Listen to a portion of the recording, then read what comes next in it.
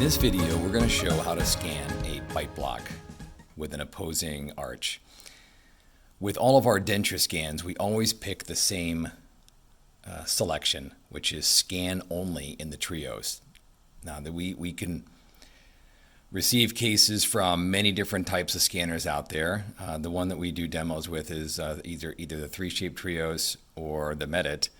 Those are the two systems we have here. But what we want to do is do scan only. We don't want to pick an appliance or removable or really anything else. We just simply want to acquire a surface scan. So we'll pick scan only, and then we will go into the scan page. And in this case, we are going to scan an upper bite block together with an opposing dentate arch. Now, there's a couple of important things that happened here. One of them is that we made a processed base for this case, meaning this is the final base. This one, particular one was printed from master casts, conventional master casts, not digital intraoral impressions. Now those are acceptable, but you'll probably have to do a wash before you send in, with your bite block. But if you send in a master cast, then we'll make a process base, final base, butterfly, borders, extensions, everything's final, which you can verify your fit and do a wash if needed. And then perform, the bite block seating appointment, which is to do maybe a little bit more than was done here. One nice thing is that there are indents of the opposing. See, they fit together nicely. That's really important for when you're hand holding this to do the scans, as opposed to just notches and an impression. So make indentations so that you can repeat it outside the mouth. That's one. You also want to mold the wax, carve the wax for lip support. That's important. We don't want to guess on that. And then here's a midline mark, but it's really important to give us cuspid, high smile line, midline, all three of those marks, and carve the wax. You can even make this more of a phonetic rim where you make this thinner, or we can make it thinner for you and go through a little bit of speech patterns. I know that's difficult, chairside, but that's possible as well. So what we're going to do is we're going to scan the upper, and then we're going to scan the lower and scan the bite. And of course you have to scan this 360. So here we go. So calibrate, we've already calibrated. There we go. And we're going to scan the upper first. And let's scan this as quickly as we can. Now, with all of the denture cases that we scan, we always start with the intaglio. Just seem to find better success with scanning the intaglio than we do with the teeth first. Not 100% sure why that is. And actually, with scanning a bite block, it might work just fine to scan the bite block first. But in the spirit of consistency,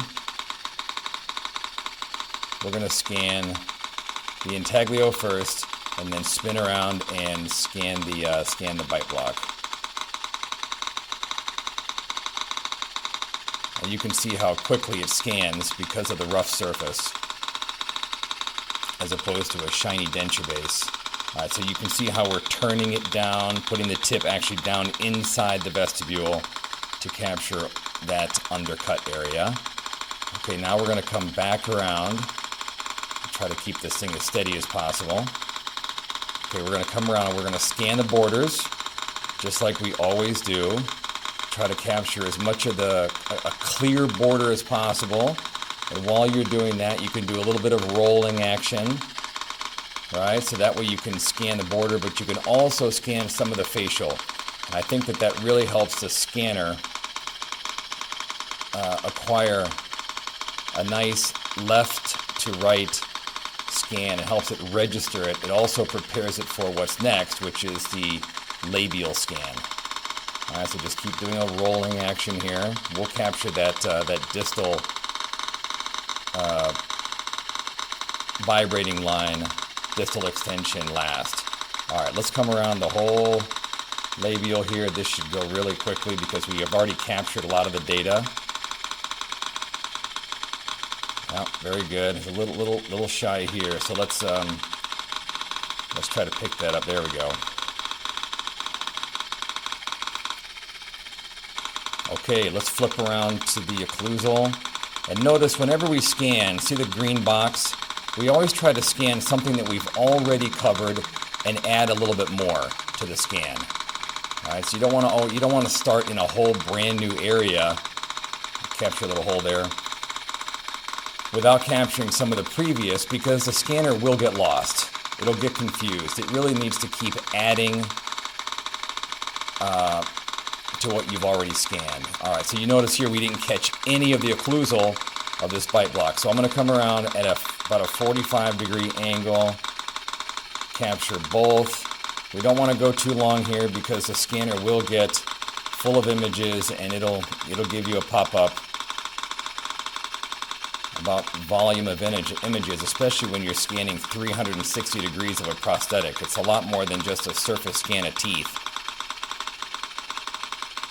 Okay, this is looking really good here. Now, one thing we've discovered, if we're struggling at all with capturing scans, you don't have to scan all of the palate. The palate is shiny most of the time with dentures. Now, this is just a try-in, so it's going to be rough. But you don't have to scan the palate on the tongue side. You have to scan it on the intaglio, right, so we know where the tissue is. But if you can't scan the palate very well because it's shiny or for some reason it's just not acquiring it, it's okay. Just make sure you scan the tongue side perfectly. All right, I'm going to get the undercuts here, spin around, come back around this way. All right, this is looking really good. Love these scanners. I think we can probably scan this entire denture, no problem, because it's a pretty dull and faded. There's the pop-up that says you have too many scans, and that's okay. You can keep adding them. It's just giving you a warning. It's telling us to finalize. Okay, so this is really important to close this up. You can see the void there. I'm going to come over here to the teeth where it recognizes a defined location, and looking good. I'm going to do a little rolling action here. You see that? I don't know why it likes that, but it does. And it's giving me more warnings, and boom. Let's check this out. That is a beautiful scan. Wow. Okay, let's scan the opposing. Oh, that's the bite.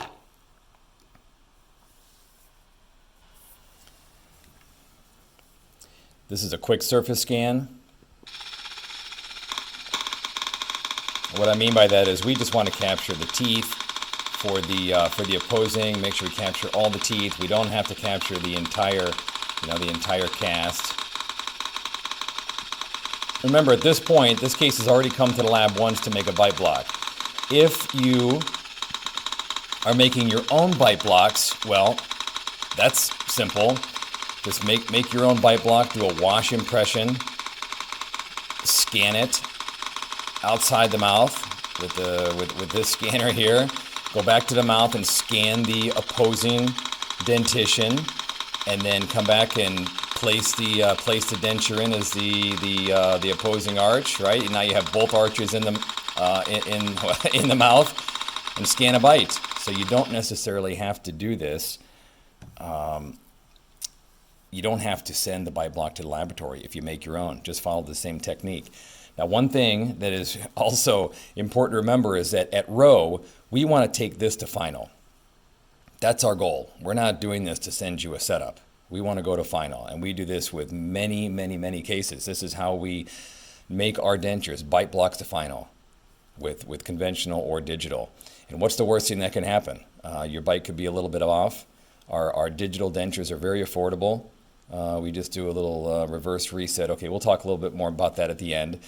So now we want to capture a very good bite because we're going to final. So we want to capture a good bite. All right, so hold the two together.